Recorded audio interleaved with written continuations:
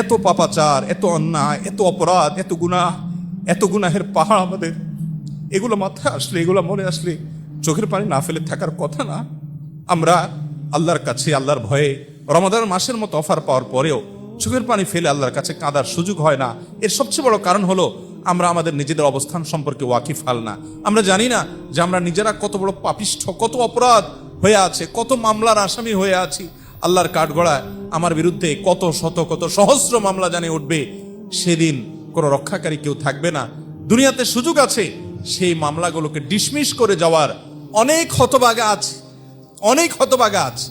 গোটা রমাদান জুড়ে অনেক ইবাদত করেছেন মাশাআল্লাহ। গোটা রমাদানে একটি বারের জন্য মালিকের কাছে নিজের গুনাহের জন্য আল্লাহর ভয়ে সন্ত্রস্ত হয়ে চোখের পানি ফেলেছেন, অথবা আল্লাহর নিয়ামত পাওয়ার আশা, আল্লাহর মহব্বতে একটু চোখের পানি ফেলেছেন, এরকম মানুষের সংখ্যা আমাদের সমাজে একেবারেই কম।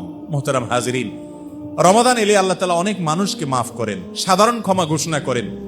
আল্লাহর এই মাফ পাওয়ার জন্য অ্যাপ্লিকেশনটা তো করতে হবে, দরখাস্তটা তো অন্তত যথাযথ নিয়মে করতে হবে। কত মানুষ দরখাস্ত করে পায় না। আপনি দরখাস্ত করা ছাড়া কিভাবে কল্পনা করেন আপনি পেয়ে যাবেন?